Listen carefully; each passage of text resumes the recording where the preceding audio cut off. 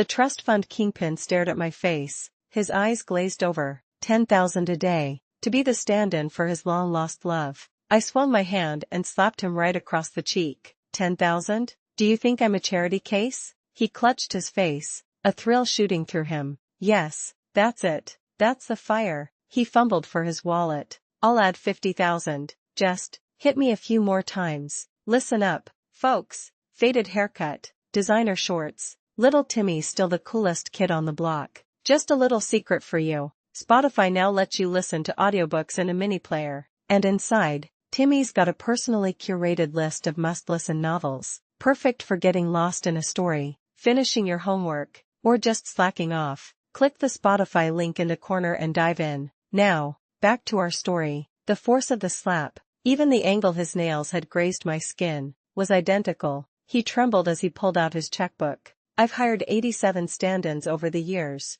Only your slap. It gave me the same thrill as my first love. I shook my tingling wrist. If you just said you like getting hit, we could have saved a lot of time. I'm a professional. The 20-something heir was Landon Pierce, a man who could practically do whatever he wanted in Los Angeles. His heart belonged to his first love, a girl named Claire Summers. She was sharp-tongued, a little crazy, and utterly intoxicating. 3 years ago, she went abroad, got married, and had a kid. For 3 years, Landon had been searching for substitutes, but none of them had the right flavor. None had that, that electrifying, stinging sensation. Just then, with a clap of thunder, I made my grand entrance. When I let loose, even I scare myself. Landon was lost in the memory of that slap, the corner of his mouth curling into a lovesick grin. I stood there, holding a plastic bag full of recyclables I'd collected. I decided to lean into the madness. Well, are you going to get the door, or do I need to slap you again? He scurried over, a bashful look on his face. Oh man, if only I were an octopus, I could give him 8 slaps at once, each one better than the last. Landon took my bag of cans and cardboard and escorted me into his gleaming Rolls-Royce Phantom. We drove straight to his mansion. As we arrived, Landon's mother was standing at the door, her face a mask of disdain. Landon, what is this piece of trash you've dragged home? Get out. You're filthying up the place. A woman like you thinks she can just walk into the Pierce family home? Why don't you take a good look in the mirror? You're not worthy. Without a word, I shoved her to the ground and started unbuckling my pants. Landon's mother frowned. What are you doing? I'm going to piss all over your face. A shriek echoed through the Pierce family villa. Landon's mother scrambled to get up, pointing at me with a trembling finger. You're a complete psycho. Heh, thanks for the compliment. Her face went from red to white. I will not live under the same roof as you, she seethed.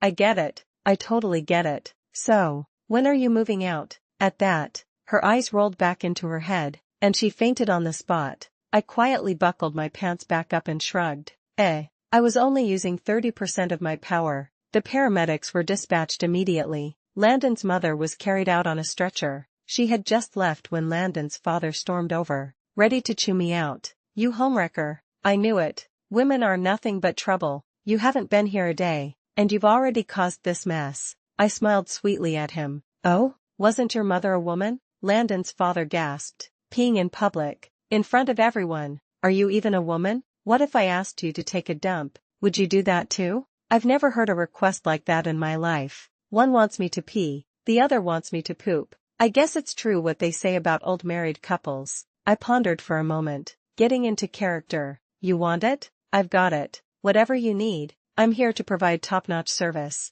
Wee woo, wee woo. The ambulance was back. They carried Landon's father out too. Double kill. The paramedics were the real winners today. Waving goodbye to the ambulance, I strolled upstairs to rest. After a shower, Landon presented me with a high-end designer dress. This is a custom-made gown. I command you to change into it and join me for dinner. Oh, getting bossy, are we? I lifted my foot and planted it on his face. Is that how you talk to me? Kneel. As the words left my mouth, I felt a twinge of anxiety. Maybe that was too much. But Landon's face slowly turned beet red. His knees buckled, and he slowly knelt before me. How did you know I like it when she steps on my face? Me? I had no idea. Claire Summers, you were one interesting woman. Aria, the #1 restaurant in Los Angeles. Not only were the prices astronomical, but you had to book months in advance just to get a table. As the scion of the Pierce dynasty, Landon waved his hand and easily secured a private room.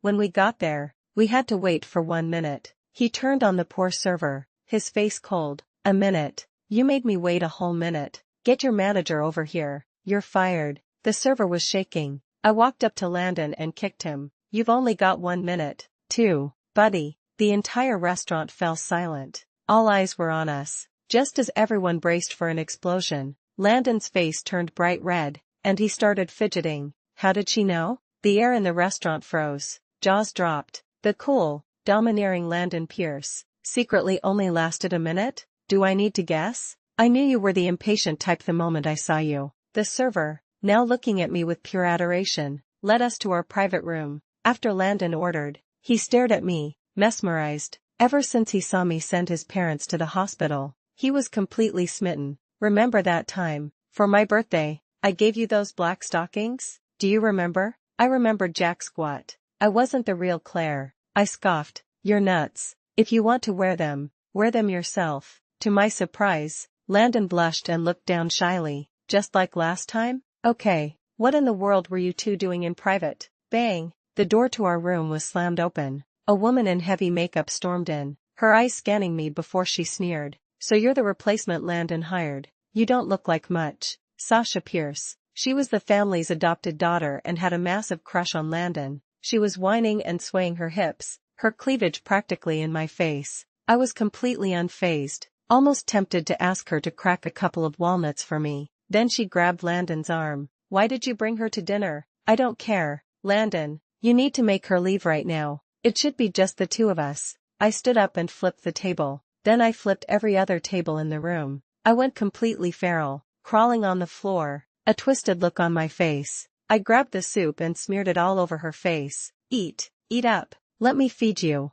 I made sure to get some of the bok choy, a little bit of the fried egg. I wasn't just randomly going crazy, I was emphasizing a balanced diet. 4 dishes and a soup to ensure Sasha got all her nutrients. I swear, I could make myself cry with my own kindness. Thanks to my efforts, Sasha was stuffed. "You're insane. Just as crazy as Claire." I wiped my hands on Landon's designer suit and told her to get lost. Landon whispered to her, "Sasha, you should go. Don't interrupt us. I miss Claire so much." Sasha stormed off in a huff. Landon had the staff bring us to a new room with fresh food. With Sasha gone, I dug in with both hands. After dinner, it was time for business. I can be Claire's stand-in. 10,000 a day, cash. I make the rules. During this time, you cover all my living expenses until the contract is terminated. Done. Landon nodded immediately. He paid the bill and was about to leave without tipping. Who said rich people were generous?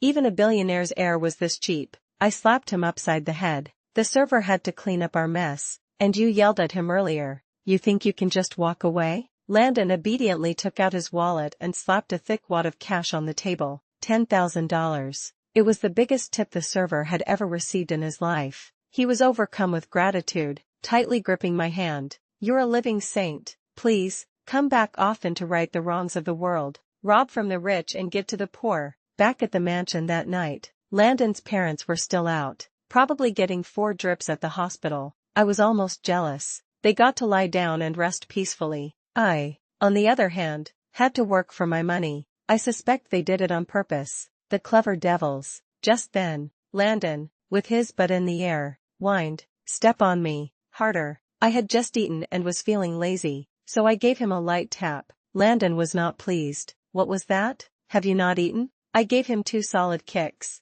"You want crazy? I'll give you crazy." Every job has its hardships. This was hard-earned money. Later that night, Landon emerged from the shower wrapped up like a burrito. He saw me sitting on the bed and immediately tensed up like a damsel in distress seeing a rogue. "Even though I've hired you as Claire's stand-in, I won't be intimate with you. My heart belongs only to Claire. I have to remain faithful to her." I rolled my eyes. "You think you've got diamonds down there? I'm here for today's payment. We agreed on a daily rate, remember?" Landon breathed a sigh of relief. He opened his safe and handed me $10,000. I took the money and turned to leave. As I reached the door, Landon suddenly spoke up. "Claire used to help me fall asleep every night." He looked at me expectantly. I nodded. "Okay." I beckoned him over. "Come here." Landon scurried over. his face full of anticipation. "How are you going to help me sleep?" I raised my hand and delivered a sharp karate chop to the back of his neck. Thwack. Landon's eyes rolled back,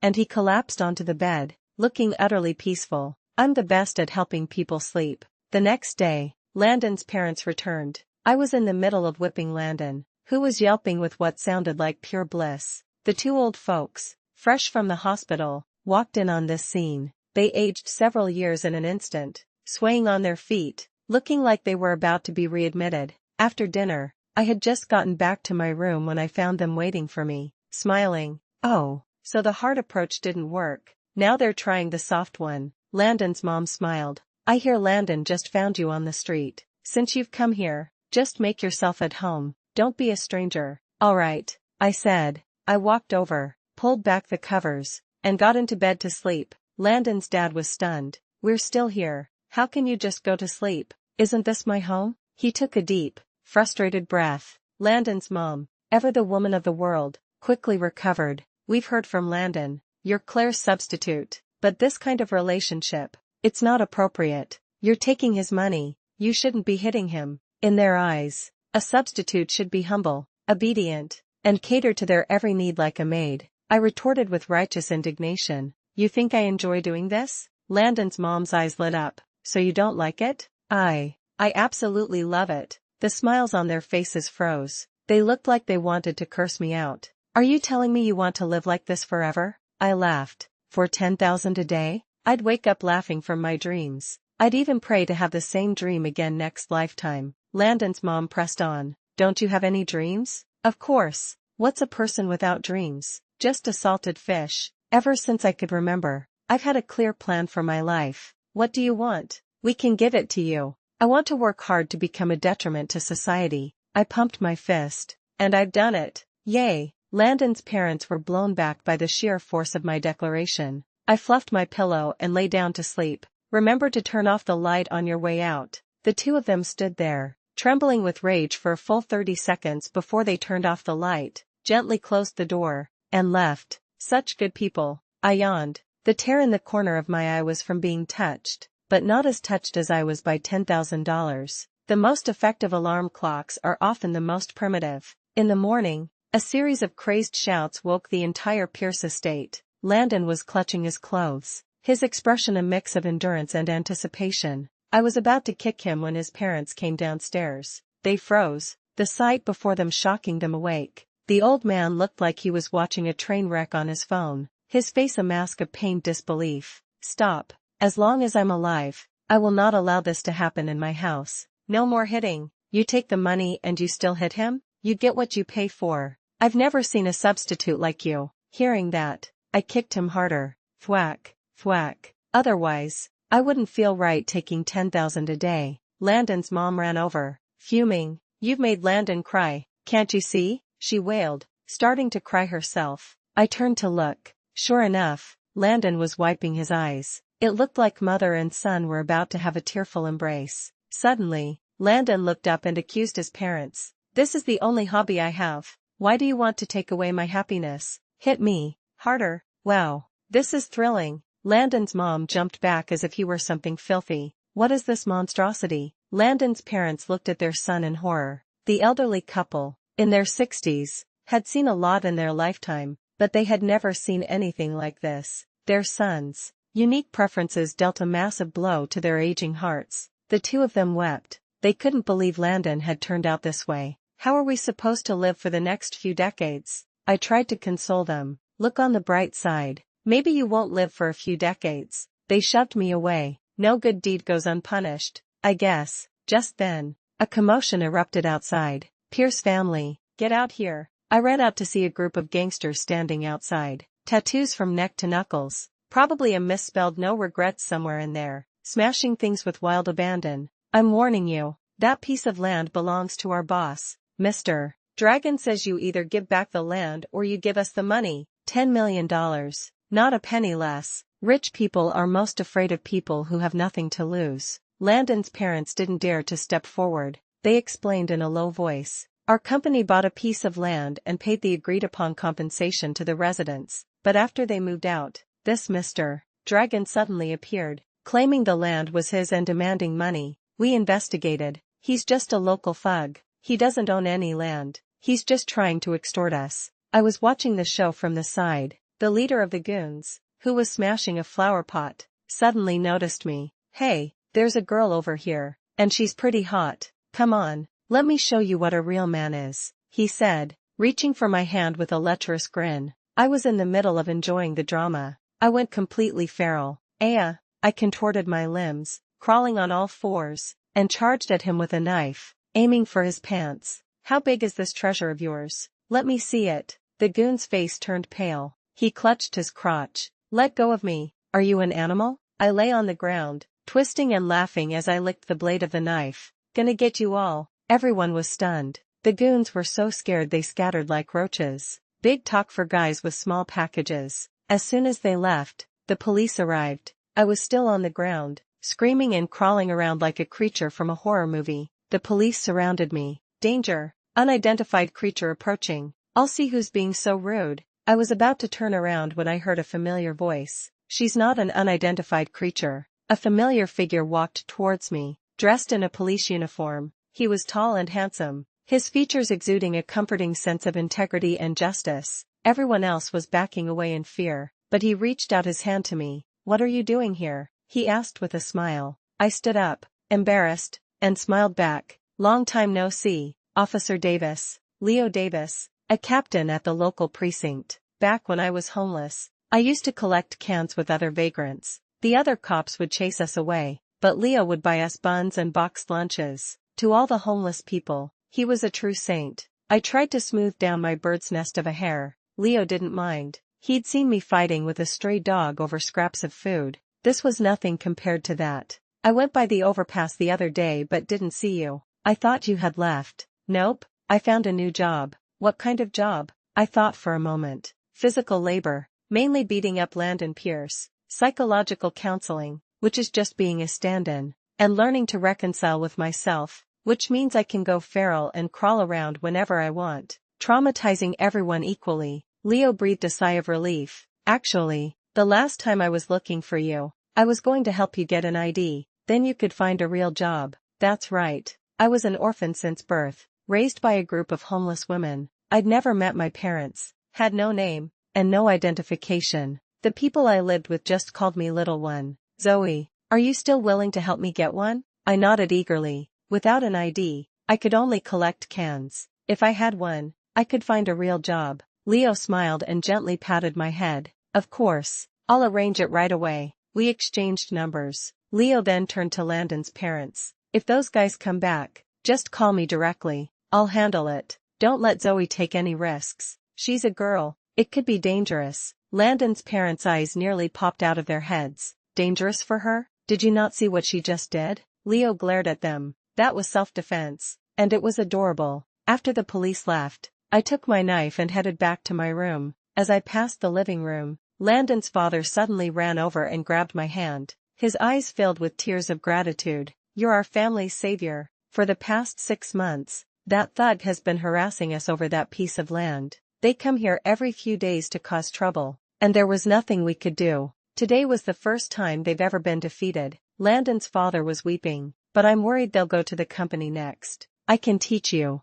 50,000, satisfaction guaranteed." "Wait, you too," Landon's mom, who was standing nearby, started to say, but before she could finish, I began a live demonstration. I dropped to the floor, twisted my body, and started screaming, crawling around like a demon. Landon's father copied me, dropping to the floor, twisting his body, and screaming. That day, Landon's father graduated with flying colors. Landon's mom, however, was carried away by an ambulance. That's life. You win some, you lose some. When Landon got home, his dad and I were crawling around the living room on all fours. He was silent for a full 2 minutes, then suggested we all go to the hospital together. Standing outside the hospital room, I heard Landon's mom say, "Landon, can you please get rid of that Zoe? She's making our house so strange. She's Claire's stand-in. I know you don't like her hitting me, but Mom, you can hit me too." And with that, Landon's mom, seemingly on her deathbed, sat bolt upright and slapped him twice. "How's that?" Landon didn't say anything. Slap, slap, 2 more. I hesitated at the door for a moment. I decided it was best not to interrupt their mother-son bonding. When Landon came out, his face was swollen, and he looked completely dead inside. I don't know what he said to his mom, but after she was discharged, she actually took me to a party. The attendees were all wealthy socialites, dripping with jewels and pretension. After a few sips of coffee, they started with their snide remarks. I thought they were going to target me, but instead, they went after Landon's mom. I heard those gangsters are causing trouble for your family again. If they see us with you, will they come after us too? Maybe you shouldn't come to these things anymore. Landon's mom's face turned pale. She was completely humiliated. The other women continued their barrage. And who is this you brought with you today? I heard she used to be a beggar. Her hands are probably covered in germs. Who knows what kind of diseases she has? I stood up. Tui. I spat right in her face. Everyone was stunned. What are you doing? I have rabies, I shouted, and then started spitting everywhere. A shower of saliva, an equal opportunity sprayer. Everyone screamed and ran away in terror. A bunch of amateurs. I sat back down calmly, ready to continue eating my cake. Suddenly, Landon's mom grabbed my hand, her eyes shining. From now on, we're sisters. Sisters? I'm not worthy. I quickly refused. Just pay me in cash. That day, an extra $2 million appeared in my newly opened bank account. Landon and his parents were definitely family. They treated money like dirt. These were the kind of friends I wanted to have. After I became a legend in my own right, Landon's parents' affection for me skyrocketed. When I moved, they were my cheerleaders. When I raised my foot, they brought me shoes. When Sasha returned, she was stunned. Mom,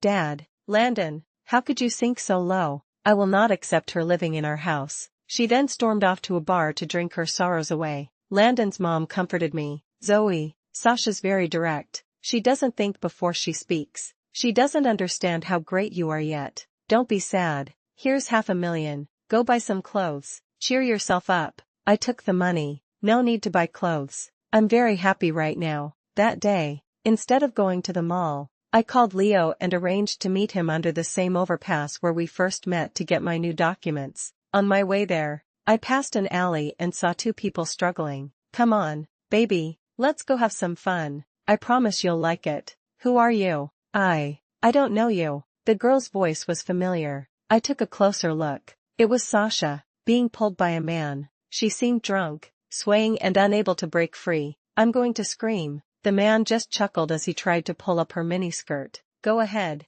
scream your lungs out. No one's coming. I took a deep breath. Lungs. The man jumped. Who's there? Who dares to interrupt me? I'll kill you. I went into a full-on frenzy, my hair flying as I crawled towards them on the ground, a demon emerging from the depths. Come on, come and get me. The alley was dimly lit. The man was so scared he wet his pants. A ghost. Help me, he screamed as he scrambled away. Sasha threw herself at me, sobbing. He wouldn't let go. I kept telling him no. Thank God you were here. Otherwise, I tried to step back, but she was clinging to me. Great. Now her cleavage was really in my face. Seeing how scantily she was dressed, I took off my jacket and draped it over her. If you keep crying, I'm going to hit you. Sasha blushed, touched. Zoe, you really care about me. You Pierce family members are all a little nuts. I helped her out of the alley and ran right into Leo. He had the creepy guy who ran off in handcuffs and was questioning him. Officer Davis, you caught him. Leo was in plain clothes today, which made him look even more handsome. He had easily subdued the man. I was on my way to give you your documents when I saw this guy acting suspiciously, so I brought him in for questioning. You know him? He stole my friend's things and sexually harassed her. Hearing that, Leo's expression turned serious. I'm taking him to the station right now. He hauled the man up and marched him towards the nearest police station. Sasha was still shaken, clinging to my clothes and crying. Zoe, I'm so sorry for how I treated you before. The tears had smeared her eyeshadow, making her look like a ghost. It's okay. I also smeared soup all over your face. Sasha looked embarrassed. Actually, the food you fed me that day was pretty good. We should go back sometime, she said, linking her arm with mine. I suddenly realized that if you ignored the ghostly makeup, Sasha was actually kind of cute. After handing the pervert over to other officers, Leo came out and gave me a folder. These are the documents I had someone help you with. With these, you're no longer off the grid. You can go to school. get a job, live a normal life. My heart soared. This was what I wanted more than anything. Thank you. Leo smiled faintly and patted my head. Don't mention it. If you ever need anything, just come find me, just like before. He drove us home. As soon as he left, Sasha got excited. That cop is so handsome. Way more handsome than my brother. Officer Davis is known as the heartthrob of the precinct. Not only is he handsome, but he's also a good person and always willing to help. I turned to Sasha and asked, so, you've moved on? No, I just think you and him would be a great couple. Me? Your brother hired me to be Claire's stand-in. At the mention of Landon, Sasha pouted, her attitude completely different from before. Claire's a nobody. Women change their minds faster than a 5G network. After this incident, Sasha changed a lot. She ditched the heavy makeup,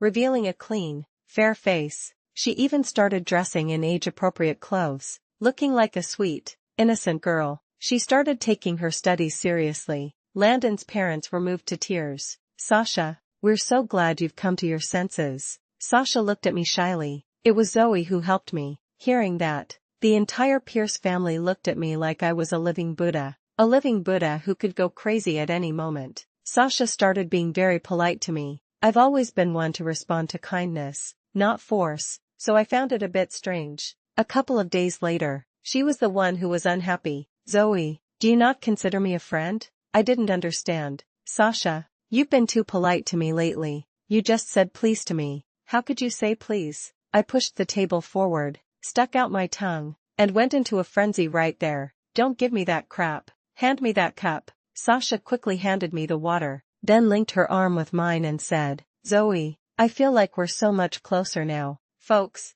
I told you this family wasn't normal. My status in the Pierce household skyrocketed. I was now the family pet. They were furious that Landon was using me as a stand-in. At this moment, I had Landon's mom on my left, Sasha on my right, and Landon's dad standing behind me, all of them berating the newly returned Landon. I still don't support this whole stand-in thing. Landon explained, Mom, Dad, don't worry, she's just playing the part of Claire and hitting me. She won't really hurt me. Landon's mom rolled her eyes. Pfft, who's worried about that? A little hitting is no big deal. Landon was speechless. Landon's dad said, we just think it's too unfair to Zoe to make her be a stand-in. I quickly waved my hands. No, not unfair at all. For $10,000 a day, I'm having a great time. I'm paying her, $10,000 a day. Landon's mom scoffed. Only $10,000? You should just give her the money. Zoe's help to our family is worth much more than that. We already consider her our daughter. If you're going to say that, I might just take you seriously. Landon frowned, confused. He had recently noticed a sharp decline in his status at home. Before, when I hit him, his parents would try to intervene. Now, they'd hand me the whip. I just went to work. Why did my family get stolen? I shrugged. Instead of asking others, maybe you should reflect on yourself. I pulled a glove out of a drawer. Landon's mom had bought it for me. Worried that my hand would hurt from slapping Landon every day, I beckoned to Landon. Come on, let's get this over with. After Landon left, Sasha said thoughtfully, my brother still can't forget Claire. This was the first time I had heard them talk about Claire since I came to the Pierce house. I immediately perked up my ears. Landon's mom said, 5 years ago, Claire and Landon were in love. Then, for some reason, Claire suddenly left. Landon looked for her for a year. By the time he found news of her, she already had a child. Landon couldn't take the blow and tried to kill himself several times. He was in a deep depression. It wasn't until you showed up that he started to pull himself together.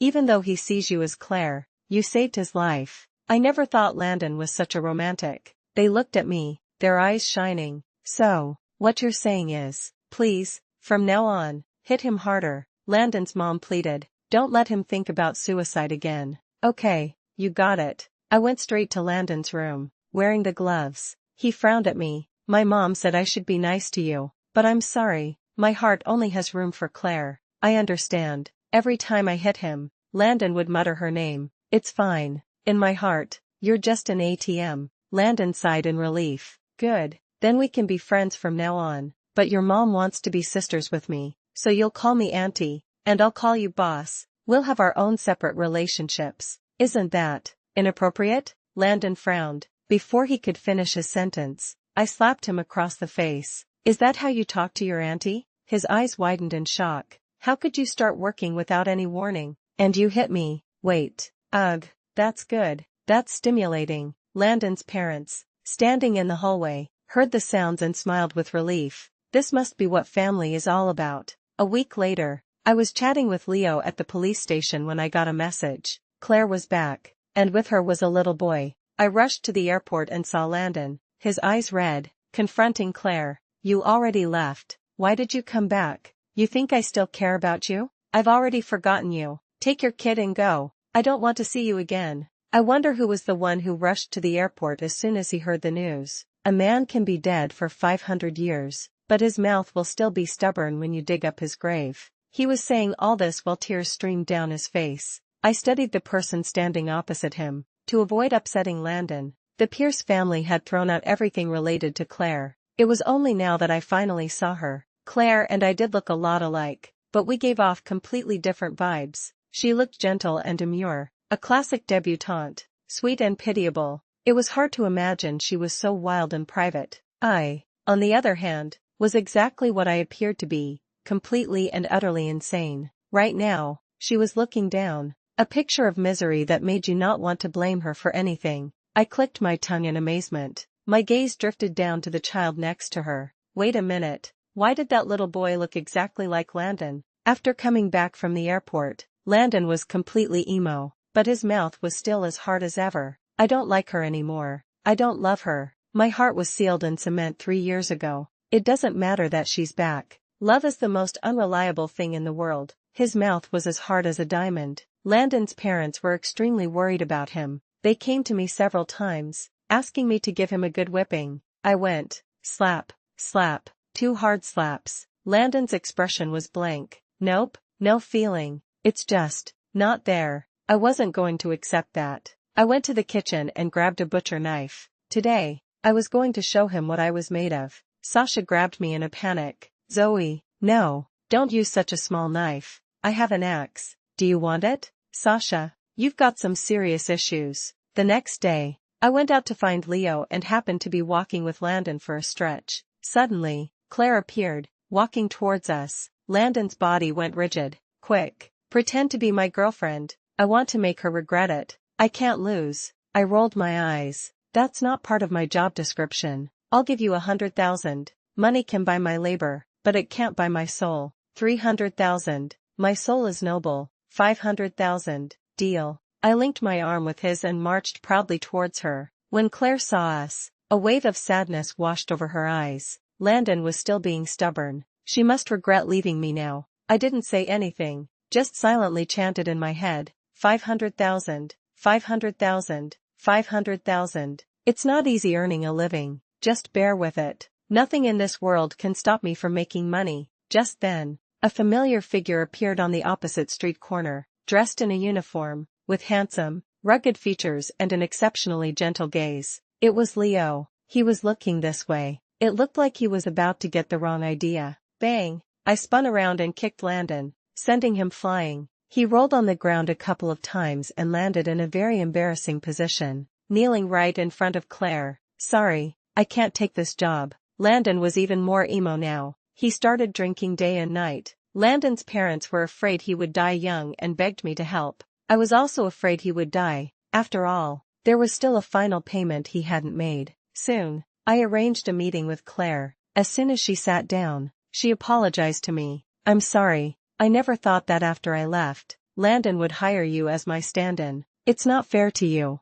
I waved it off. Actually, I'm very satisfied with this job. Getting paid to beat someone up? That's the dream. I got straight to the point. They all say you got married and had a child abroad these past 3 years. I saw your son at the airport. He looks almost identical to Landon. I suspected then that there was more to the story between Claire and Landon. It was obvious from the child, but the Pierce family hadn't noticed at all. They must all be blind. Claire sighed. He is Landon's son, just as I thought. What happened 3 years ago? Claire's brow furrowed, a hint of sadness in her eyes. Landon and I were deeply in love. One time, I went to find him and overheard him telling Sasha that he didn't like me. I was so angry. I just left for another country. It was only after I got there that I found out I was 3 months pregnant. I immediately started cursing. Ugh, what a scumbag, Claire continued. I came back this time because I realized I couldn't let him go, but I didn't expect him to have moved on. He said that himself? Sis, Landon was crying his eyes out when he said that.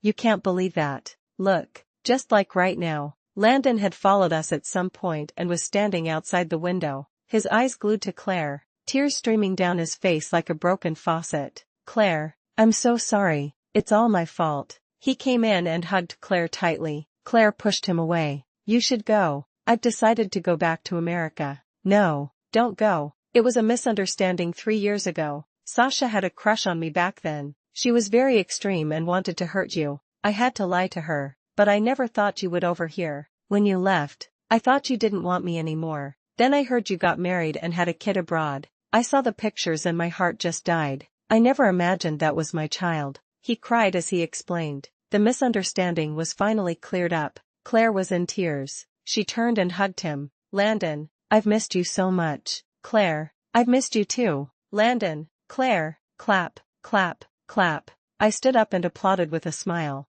Are you two finished? Can you stop with the melodrama? My toes are cringing from this high-stakes drama. Claire and Landon were in the middle of a tender moment when a couple from a nearby table tried to cut in line. Bunch of weirdos. Hurry up. We need this table for dinner. Claire and I looked at each other. We both flipped the table in unison and started crawling around on the floor, our faces twisted in rage. The 1+1 effect was explosive. Eat, eat. All you know how to do is cut in line. Are you in a hurry to be reincarnated? Ugh, line cutters. You must have been a plug in your past life. The couple was so scared they ran away. Claire and I looked at each other and smiled. We were kindred spirits. Landon, standing beside us, looked on with a sweet expression. Claire, you haven't changed. You're still the same. Claire turned around and kicked him. I haven't even settled the score with you yet. Why did you say those things? How could I not misunderstand? And you dared to act. I'm going to beat you to death. Landon just laughed and tried to grab her hand, blowing on it tenderly. Claire, let's go home and you can hit me there. Okay? Get lost. I watched from the side and noticed a difference in Landon's attitude. Before, when I was his stand-in and I hit him, there was always a mix of melancholy and madness in his eyes, as if he were trying to numb himself with pain. But now, his expression was sweet, happy, and he was clearly enjoying it. You little punk, you still say you're not a masochist? Claire and Landon reconciled. Sasha, after hearing the reason for their misunderstanding, came to apologize in person, looking like she was ready to die of shame. A few days later, I went to Landon and formally terminated our contract. Landon was holding his precious son, grinning like a fool. It's all thanks to you that Claire and I were able to get back together. I'm really grateful. Just verbal thanks? Landon smiled. In addition to the final payment we agreed on, I'll add another $1 million as a thank you. A man of your word. Landon and I had always had a purely business relationship.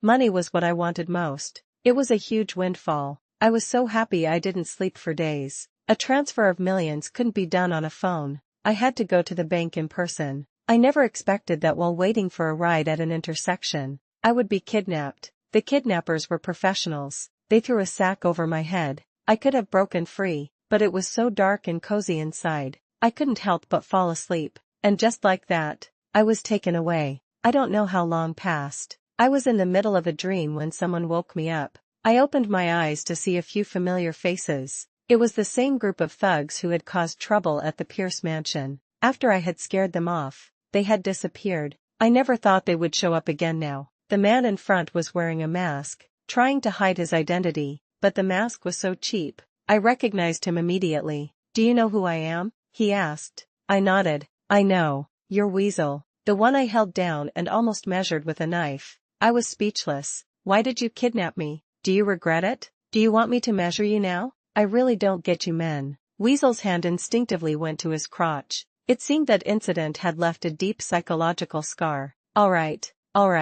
We'll talk about the measuring later. Let me sleep for a bit. I was just dreaming about counting my money. I was at the most exciting part. Not even God himself can interrupt me now. I closed my eyes, about to drift off again, when Weasel kicked a pot on the ground. The clanging sound woke me up again. Weasel's ego was as big as ever. You dare to sleep? I've already done my research. Your name is Claire Summers, and you're Landon Pierce's girlfriend. Now that we have you, The Pierce family will have to give us whatever we want. I was so done. These idiots had kidnapped the wrong person. They thought I was Claire. A bunch of blind fools. And they had interrupted my sleep and my dream of counting money. I was really angry now. Weasel was still gloating. I'll call them for the money later. I'll ask for 50 million first. And then, I had worked my butt off to earn 3 million. And you dare to ask for 50? I was so furious I stood up, kicked the chair leg, breaking it, and tore off the ropes. I grabbed Weasel by the collar.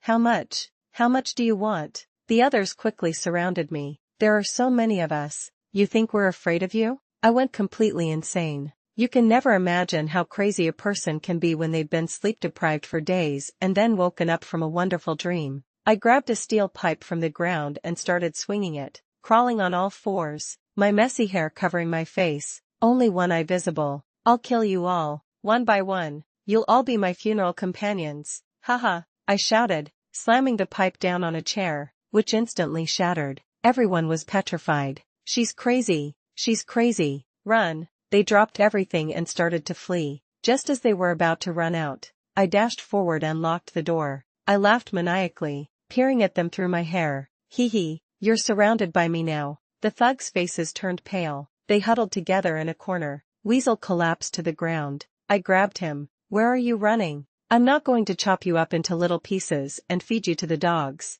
I just wanted to have a little chat with my brothers. We don't want to be your brothers, okay? I pulled a knife out of my pocket and tilted my head. Then let's be sisters. Weasel started crying. Sister, I was wrong. I'll have someone send you back right now. I'll apologize. I'm not leaving. I'm not done playing yet. It wasn't until dusk that I heard the sound of footsteps outside. I recognized Leo's voice. Team 1, through the window. Team 2, on the roof, ready for backup. The rest of you, with me, we're going in. Captain, a forced entry is too dangerous. You've always been the calmest one. What's gotten into you today? I can't be calm, Leo said. The person I love is in there. I blushed. I was a little embarrassed. Weasel, who was sitting under me, bruised and swollen, whispered, I think he likes you. I slapped him upside the head. You think I needed you to tell me that? I stood up, straightened my clothes, and walked to the door. Just as they were about to burst in,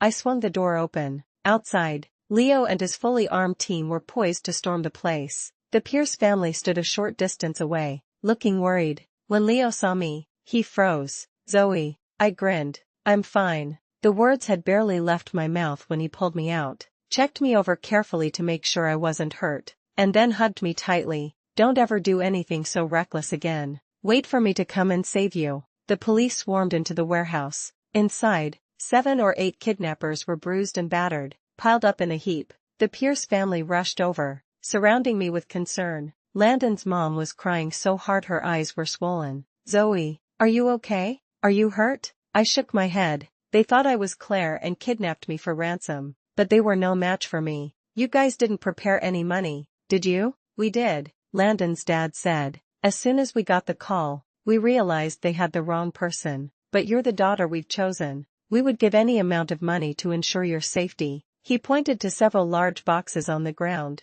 filled with ransom money. I was surprised. I thought I was just Claire's stand-in. If I were kidnapped, I didn't think the Pierce family would care. I never expected them to be so worried, to have even prepared so much ransom money. I looked at them and said with sincere gratitude, thank you. That day, the entire kidnapping ring was busted. Everyone at the precinct got a commendation. After the Pierce family took me home, they fussed over me endlessly. A week later, I officially moved out. Landon's parents and Sasha were a mess of tears and snot. In the time we had spent together, they had truly come to see me as family. Zoe, please don't go. Stay and be my goddaughter. I can't rest easy with you out there on your own. I clutched my heavy bank card, feeling more confident than ever before. Don't worry, I have 3 million in savings now. Landon's dad heard this and his heart ached. Only 3 million? That's not enough to live on. I'll give you another 2 million. A Pierce child can't be without money. I could only meekly accept.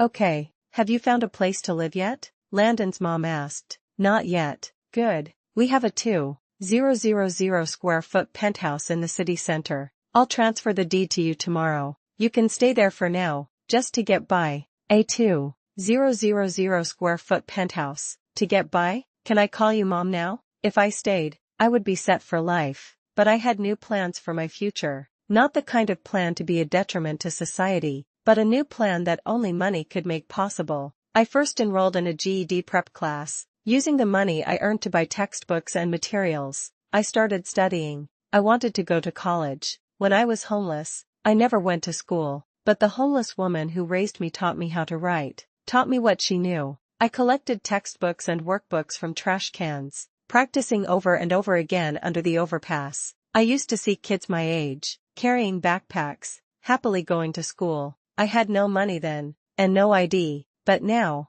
Leo had helped me get my papers, and the Pierce family had given me enough money to achieve my dream. I started going to prep classes every day, studying late into the night, because I had never been to school. It was extremely difficult. At first, my test scores were in the single digits. Later, Leo, Sasha, and even Claire started tutoring me. My scores began to improve, from single digits to double digits, from the teens to the low 50s. Every small bit of progress made me ecstatic. After 2 long years of hard work, at the ripe old age of 22, I was finally accepted into the university of my dreams. In September, the autumn air was crisp. Leo and the entire Pierce family came to see me off. A police car led the way, followed by a procession of 4 or 5 luxury cars. It was quite a spectacle. Zoe, are you sure you want to live in the dorms? I can buy you a condo nearby. It would be more convenient. Living in a dorm is not convenient. And your car,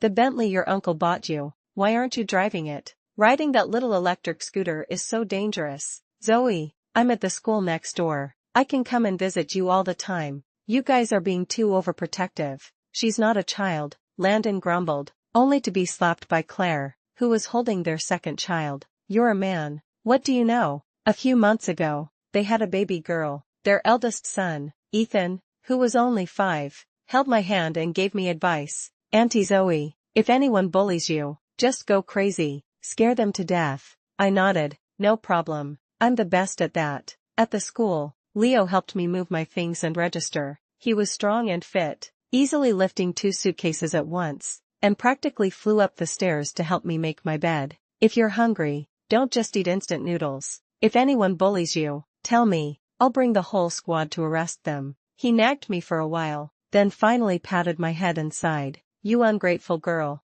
You insist on living in the dorms. You know I have a place nearby. I quickly covered his mouth. Don't say that. I haven't told anyone else about that yet. I finally experienced the student life I had longed for. It was just like I had imagined for the past 20 years. I wandered around campus, attended classes, and fought for food in the cafeteria. And occasionally, I would go feral and crawl around on the ground. I didn't just sit on my money. I used it to make some small investments. At first, there were wins and losses, but later, my profits became stable and grew. 4 years later, when I officially graduated, my savings had doubled. 2 years after graduation, I started my own company in the service industry. Most of my employees were homeless people. Some were from the overpass, some from the riverbank. They had all helped me in one way or another in the past. Some of them wanted to change their lives but didn't know how. This was that way. In the first year, my company had 50 employees. The second year, it grew to 100.